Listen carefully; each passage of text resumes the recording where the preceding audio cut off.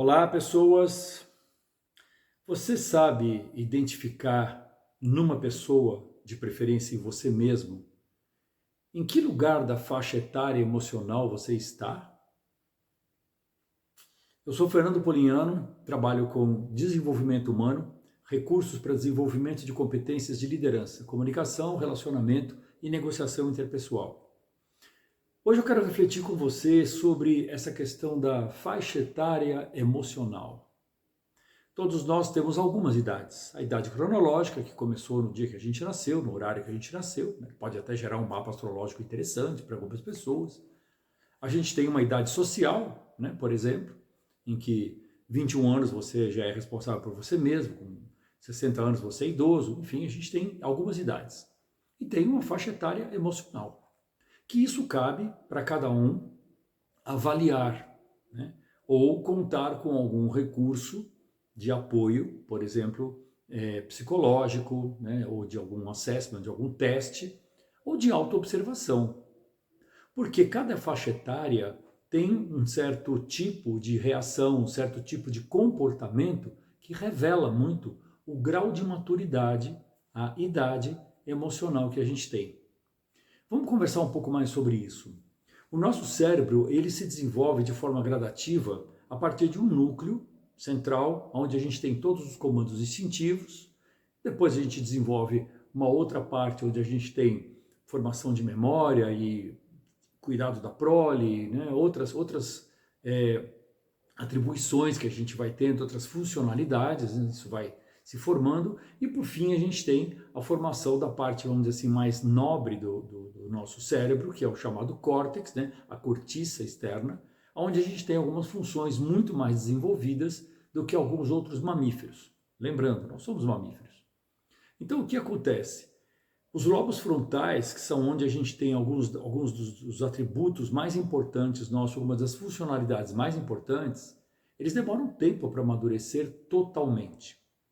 Então é muito comum que crianças, adolescentes e jovens não saibam esperar a recompensa. Eu quero e quero já. Por quê? Porque é nos lobos frontais que a gente vai ter, entre 21 e 24 anos, o total amadurecimento dessa função. Saber adiar a recompensa, esperar a recompensa vir depois.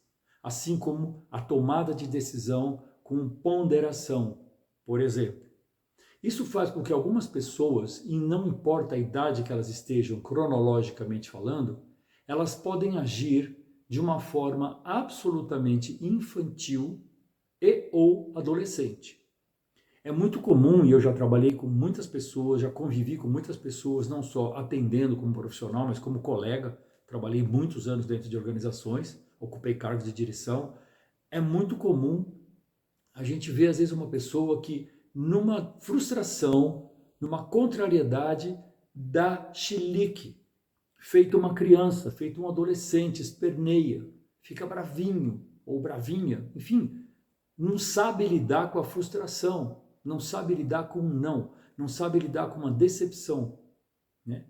E simplesmente reage ao invés de responder, ao invés de perceber o que é adequado aqui, né? Aquele mínimo da inteligência, o mínimo do mínimo da inteligência emocional, né? Em que estado emocional eu estou, em que estado emocional você está e onde é que nós estamos. O que é adequado fazer aqui? Eu consigo fazer gestão disso em mim? Lidar da melhor forma? Talvez aqui não seja a hora nem o momento. Ter essa lucidez está nos nossos lobos frontais. Saber fazer essa parada, esse break e avaliar. Então, muitas vezes, quando a gente está convivendo com uma pessoa e a pessoa entra nesse tipo de reação, de reatividade, a melhor coisa a fazer é parar. Porque alguém tem que ser o adulto na situação. Alguém tem que ser capaz de fazer uma pergunta.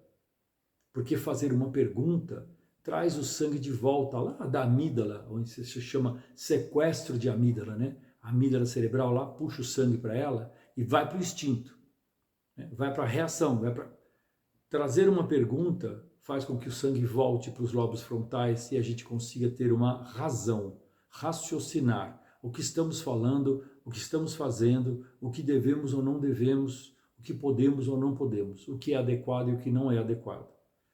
Trabalhar com isso pode ajudar muito, não só a gente mesmo, como a outras pessoas.